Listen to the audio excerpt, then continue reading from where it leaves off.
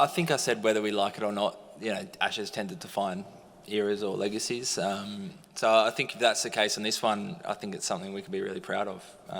Both, the last two series over here, we've retained the Ashes. That doesn't happen very often. 2001, I think it was the last time that we won an Ashes, didn't lose an Ashes over here. So it's something we should be proud of. The group's done some had some amazing achievements over the last few years. So if it is a legacy, that's one I'm happy to have.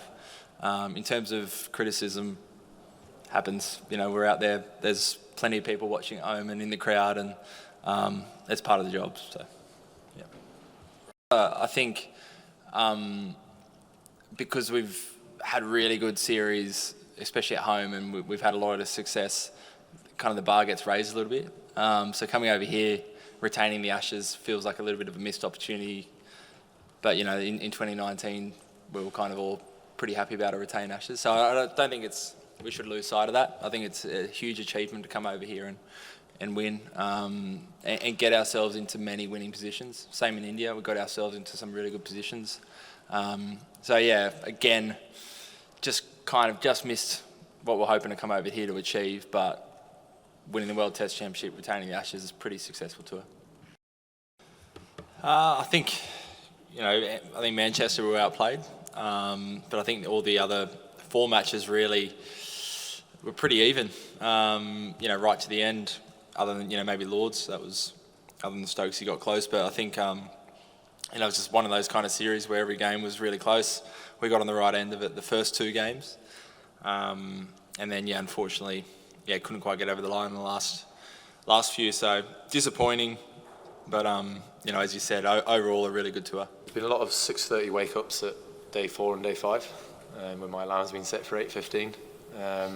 It just adds a different dimension to the whole game, doesn't it? I remember as a player being in big games and, sort of big days in a test match where it's, this day will define the game itself, and you just sort of, you don't have to worry about it except being a player, but obviously being a captain, your mind goes to different places. But I personally feel I've handled it all quite well, and I think I've stuck to myself as a person, myself as a personality around the group.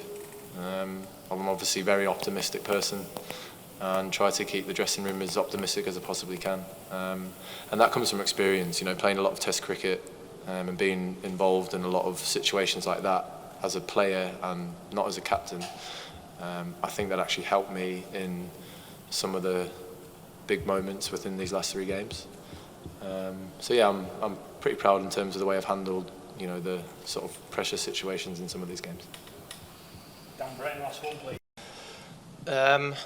I think just the series as a whole, as I said outside to others, I think 2-2 generally is a fair reflection of, 2 very, very good teams going at it over a 5-match series. Obviously Australia being World Test champions and leading into this Ashes series, the cricket that I think's been on show has been, of the highest quality. Being 2-0 down, obviously a very hard task to come back for, and to be sat here saying that we've managed to level the series, knowing that we obviously had to win the last 3 games. Game at Manchester obviously was affected by rain, but that is what it is. But coming here and playing in the way in which we did, I couldn't be any more proud of the team and what they did. We continued everything in the style of play in which we've done over the last 14 to 15 months.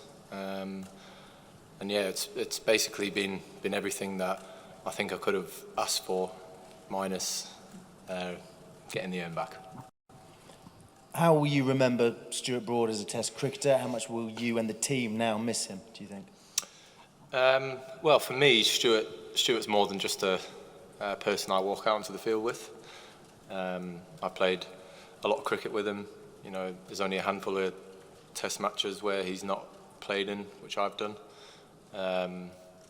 When he announced his retirement, and I told my wife that this was going to be his last game, she was like, Brody is the one who messaged me saying that Ben's got home safe after a good night out, after we've won a Test match. So she doesn't have that anymore, so it's going to be someone else, probably Ruti. But yeah, look, Broadie's been a massive advocate for fast bowlers in terms of his longevity, what he's achieved, the amount of wickets he's done.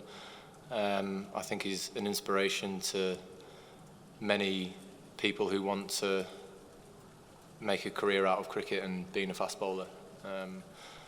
You know, 160 odd test matches is not an easy thing to be able to do as a bowler, and you know, he definitely should be someone that people look up to if they want to have a successful career in international cricket being a bowler. He's just been incredible. I know people will always look back on the certain moments in his career, but he's definitely better than that. But he's someone who has produced unbelievable moments on the field, but you know, you can't pigeonhole him to someone who's only produced certain things at certain moments, because 608 test wickets? 604 is something that he should be very, very proud of.